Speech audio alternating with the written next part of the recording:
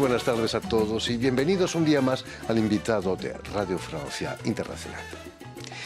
El pianista y compositor argentino Juan Carlos Carrasco, junto al guitarrista también argentino Manu Terrero, acaban de lanzar el llamado Terrero Art, proyecto que tiene como fin la promoción de la cultura argentina aquí en Francia y en el mundo. Aquí en Francia, que ya en los años 80 hizo de París la segunda capital del tango.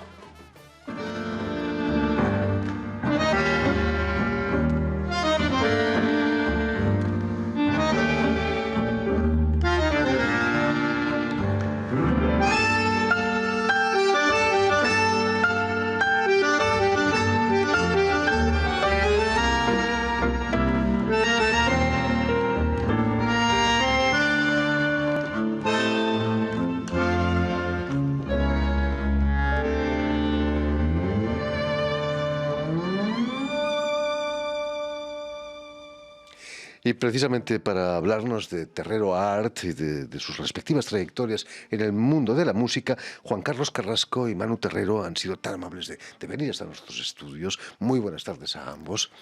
Muy buenas tardes a vos, que te conocemos ya desde hace mucho tiempo, siempre con gran éxito, toda la gente te ve, sobre todo los argentinos, latinoamericanos, te vemos todos. Es un placer volverte a ver después de ¿cuántos años? Pues 15 años hacía que no venías. 15 años, no es nada.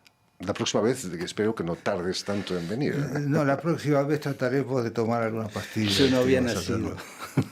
Permitidme que explique antes que nada que Juan Carlos Carrasco ha nacido en Buenos Aires, por supuesto, en 1949, en cuyo conservatorio realizas tus estudios musicales y donde poco a poco después vas a convertirte en profesor, ¿no? Fue rápido, ¿no, el asunto? Digamos que yo hice, después del profesorado, continué con la composición, hice dirección de orquesta en el Teatro Colón, en el Instituto del Teatro Colón. Y digamos que mi vida fue encaminada para ser un compositor de llamados clásicos, ¿no? Pero cuando yo llegué a Europa cambió todo porque no podía, la realidad es eso, o sea, nosotros vivíamos más de lo que era la música popular argentina, o sea, el tango y el folclore.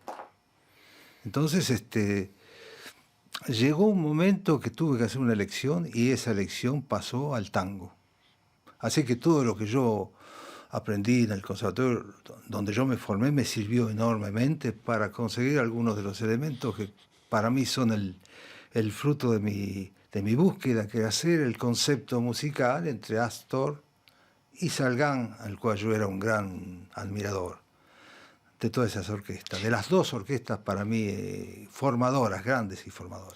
Precisamente en los años 80 vas a estrenar una de tus obras, Danza Tutti, aquí en Francia, en Estrasburgo, en un festival dedicado a las músicas actuales. ¿Fue entonces cuando decides instalarte aquí en Francia? Bueno, ya en el 84 ya tenía 4 años en Francia y fue una invitación que recibí, me conocían como compositor.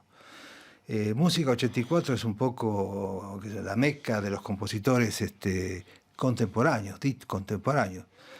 Entonces me invitan para hacer una obra de 20 minutos. No solamente a mí, invitan a, qué sé yo, no me acuerdo, Michel Portal, había una cantidad de músicos franceses y extranjeros. Y yo, si mal no recuerdo, estaba un compositor alemán, ¿cómo se llamaba? No me acuerdo en este momento, bueno, pero un gran compositor alemán muy conocido, Stormark, no me acuerdo este momento. Pero, y ahí yo hice música contemporánea. Fue la experiencia de hacer música contemporánea. ¿No había algo de tango en esa obra? Nada. En la música contemporánea tenés que olvidarte de tus orígenes, de lo que podés, pero no. Digamos, cuando más fuera de lo que sea la realidad tonal está más considerada dentro de la música contemporánea. Es más, es una experiencia, yo diría que a mí me sirvió. Pero no es algo en la que nosotros, que tenemos un lenguaje instalado de 20 siglos, podamos expresar mucho. Porque, bueno, la música contemporánea, ¿de dónde viene? Ya empieza con Schoenberg, ya con los impresionistas. Llaman la música serial. por supuesto. Entonces la música serial empieza a ser serial y después atonal. Y después ya se pierde todo lo que uno aprendió en cuanto la música empieza en el siglo XV, XVI, con la época del Renacimiento, a escribirse, a cantarse de una forma tonal, modal tal vez modal, pero pasa a la tonalidad con el tiempo. No se puede decir cuándo, pero digamos pasa. que la música contemporánea es difícil de bailar. Y otra cosa que, bueno, hay que decir la realidad, la música contemporánea está alejada del pueblo. O sea, por más que me guste, y yo admiro mucho como Luciano Berio, por ejemplo, a mí me encanta, Karl Stockhausen, que era el compositor que estuvo invitado ahí en Estrasburgo. Yo los admiro, pero debo decir, hay que admitir que no hay pueblo. Es difícil. El tango, vas a volver al tango con fuerza ahí en los 80 y vas a conocer Le Trottoir de Buenos Aires, esa sala ya mítica, cerca de Bastilla, por cierto, en la Rue de l'App. Está en el Châtelet. Ah, Châtelet, perdón. Châtelet. No, de la Rue de Lombard. Rue de Lombard. Vas a ser director precisamente del Trottoir en los años de 90. En los años 90. ¿Qué tenía de especial esa sala? Es lo que yo siempre pensé, porque no tiene explicación lo que pasó. Para mí es que en el inconsciente colectivo del francés medio, digamos del francés que sale del trabajo a las 5 de la tarde, yo lo vi. Había cuando se empezaba a hacer propaganda, venían en Liberación venían toda la gente de gauche, de izquierda, entonces venían todos con su diario, ¿viste? Porque habían leído Tratado de Buenos Aires, estaban todos con el diario. Y cuando se hacía propaganda en el Figaro, venían toda la gente de Droite con el diario. ¿Viste? Es algo raro, pero era un interés, algo que faltaba, que estuvo siempre, desde el principio del siglo XX estuvo acá el tango. Lo trajo, aparentemente el primero que lo trajo fue un presidente francés, que en este momento no me acuerdo, principio del siglo, donde hablaba de una danza que se bailaba más bien al horizontal. Entonces llamó mucho la atención acá en Europa. Y dije, ¿qué es esa danza? Empezaron a traer bailarines, 1910, 1920, y a hacer fiestas privadas. Y en las fiestas privadas, digamos, descubrieron lo que era el tango bailado. Y es eso lo que les atrajo, el tango bailado. Al principio se bailaba en cachette, como se dice acá en Francia, se bailaba a escondidas, pero porque era algo licencioso, digamos, no era una música, estaba condenada por el Papa, bueno, hay muchas historias así. Es cierto, perdona, Juan Carlos, es cierto que para ti el interés musical del tango empieza en los años 30 y no antes. Empieza con Julio De Caro, en realidad empieza con Julio De Caro. Las orquestas. Para mí, porque Julio De Caro fue el primero que empezó digamos, a formar una orquesta con una identidad, a formar el sexteto, el Julio De Caro. De ahí salen muchos. De ahí sale Pugliese, de ahí salen los Troilo, de ahí, todos parten de ahí. Claro. Y por supuesto el tango cantado, que en realidad el tango en sus inicios no era cantado, el que, vamos a decir una palabra que no me gusta, pero bueno, inventa el tango cantado, el tango canción, es Gardel. Porque Gardel cantaba folclore antes, no cantaba tango. Gardel es el que inicia el tango canción. No se le llamaba tango tal, se le tango canción. Me dirijo ahora a Manuel Terrero, que lo tenemos un poco abandonado aquí, pobre.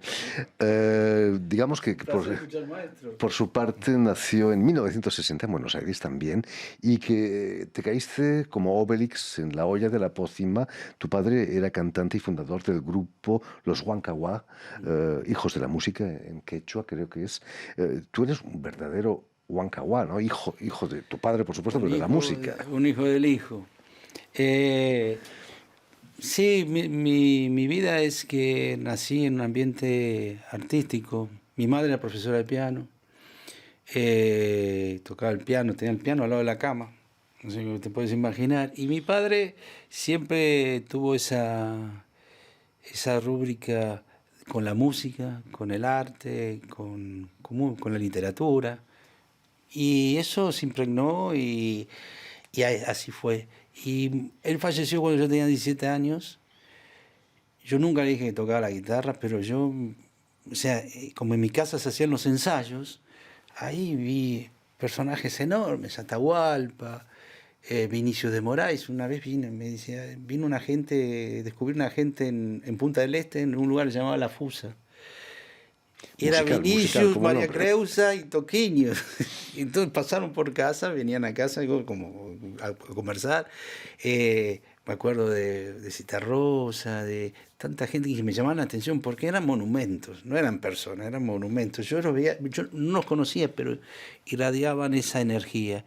Y eso me quedó impregnado y así fue como empecé a caminar Manu Terrero, tu instrumento va a ser la guitarra con la que vas a recorrer el mundo, pero es cierto que tocas una guitarra muy especial, una guitarra invertida, que no es una guitarra homosexual. No sé, habría que preguntarle a ella. No sé.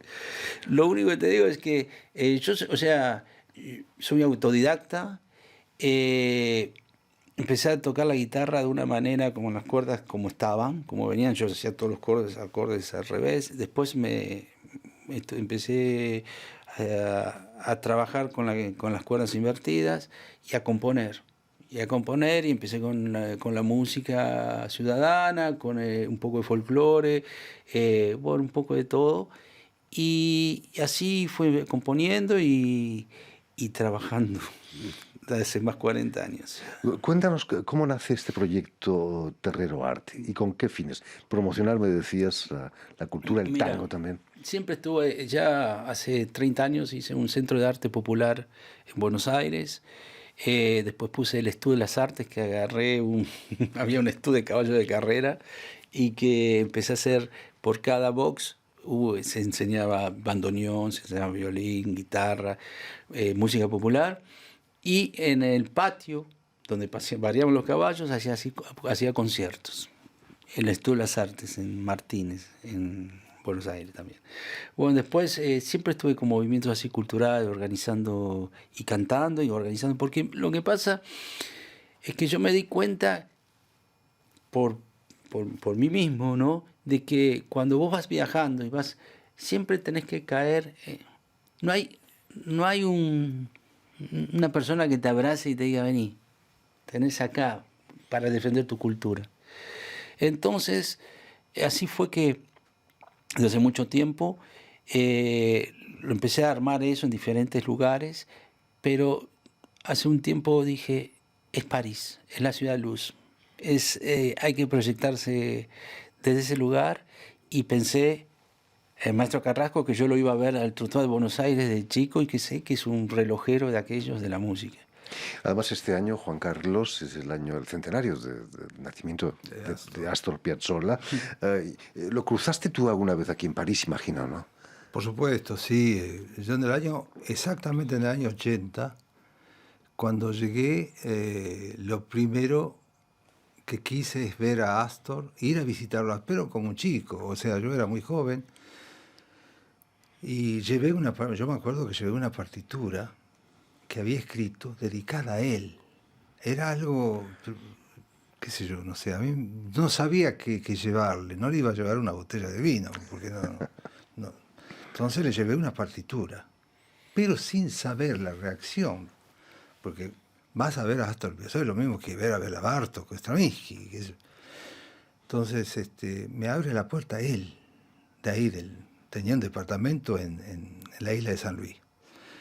Y me dice, mires, maestro, le digo, en realidad vengo a visitarlo a usted, me dio señor Palomé, que del instituto de allá de Buenos Aires, donde trabajamos juntos en Buenos Aires, porque yo hacía el sexteto allá, sexteto de progresión folclórica se llamaba, y él actuaba después.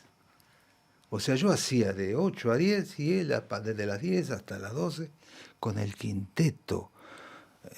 Yo me quedaba a escucharlo a él, por supuesto. Él en Buenos Aires tuvo mucha resistencia. Entonces lo vine a ver y le digo, maestro, en realidad le traje esto para usted. Y me dice, ¿qué es? Es una partitura. Ahí le cambió la cara. Abrió la partitura, empezó a mirarla. Simpático. Simpático. Vení, pasa. Vení, pasa, ven. Pasamos toda la tarde hasta la noche hablando. Ahí me di cuenta porque él no hablaba con mucha gente si no eran músicos. Él lo que le interesaba era hablar con músicos.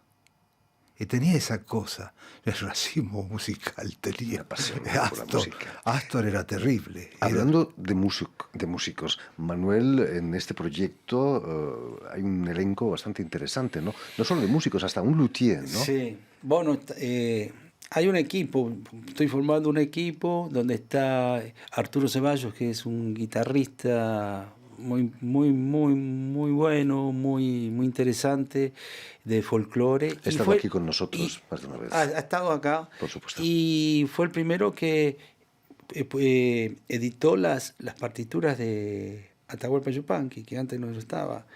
Entonces hay un trabajo ahí para desarrollar, y este muchacho, Pablo Arranz, que es un chico de 30 años de la ciudad de Rosario, donde hay muchos talentos en Rosario, en Argentina, y es increíble las guitarras que hace. Es muy bueno, es un discípulo del maestro, bueno, de un gran maestro, ahora se me hizo la laguna, la edad, perdón. No importa, un gran luthier. Y entonces lo vamos a traer acá en la gira que vamos a hacer. Estamos proyectando, bueno, se reprogramó ahora para el mes de junio, julio, agosto, que son más de 22 fechas que tenemos. Por ejemplo, vamos a abrir las fechas con la Embajada Argentina acá, en el Consulado Argentino, en el Salón del Consulado Argentino, en la Embajada. Vamos a estar en Suiza, en Alemania, en Italia, en Francia y España. Y Suecia. Fantástico. Pues si pasan por aquí, no nos olviden, los invitaremos para que puedan presentar esos conciertos. Antes de despedir el programa, me gustaría, hemos escuchado al cuarteto, a Carrasco Quartet. ¿Qué es la H que acompaña tu nombre? En realidad es mi nombre artístico. Todo el mundo me pregunta eso, no tiene nada de raro. Juan Carlos Carrasco, hijo. Porque yo, digamos, me llamo con mi papá, porque cuando me fue a inscribir en el registro civil, dijo, ¿cómo le ponemos? Ponele Juan Carlos. Dijo, ya está. Pasó lo mismo con mi hermana, se olvidó el nombre y le puso cualquiera. O sea, como era mi papá que iba. Entonces, de ahí, yo soy miembro societario de la SACEM, acá. La Sociedad de Autores Francesa. Entonces, todas las sociedades de autores hacen una búsqueda mundial del nombre de la persona, porque si no los derechos van a ir a dos personas que se llaman Juan Carlos Carrasco, no puede ser. Mi papá era compositor y estaba inscrito en SADAIC de Buenos Aires, entonces hacen la búsqueda y dicen, mire señor Carrasco, acá no podemos inscribirlo porque usted ya está inscrito en Buenos Aires. Le digo, no, ese era mi padre y mi padre murió ya. Bueno, entonces tenemos que hacer de nuevo la búsqueda. Fueron, hicieron la búsqueda, vuelta de nuevo a saber que, mire, señor Carrasco, o se cambia de nombre o le ponemos Junior. Junior. No, le digo, Junior, inglés. Muy inglés. Muy inglés, le digo. Prefiero que me ponga H. Juan Carlos Carrasco, H, hijo. El español o el hispánico lo va a entender muy bien que es hijo. No puede haber H, es hijo. Porque todo, viste, sociedad, sí. Álvarez, Quintana y hijos. Es así. Por supuesto. Y ese es el misterio de la H. Lo hemos desvelado aquí. No es ninguna bomba. Muchísimas gracias, Juan Carlos Carrasco, por haber estado aquí con nosotros. Muchísimas gracias también, Manu Terrero, gracias por este fantástico proyecto del que nos haremos eco en sucesivos programas. Permitidme también que dé las gracias a Vanessa Loasso y a Julien Leng, quienes se han ocupado hoy de la realización del programa, y enviar un saludo muy especial a nuestros telespectadores, porque también los tenemos, que nos siguen en toda América Latina, gracias a la cadena de televisión de la Organización de Estados Americanos, la OEA, que se llama Canal U, y emite desde Montevideo, allí en Uruguay. Y a ustedes muchísimas gracias por su atención y les damos cita para una nueva edición de El invitado de Radio Francia Internacional.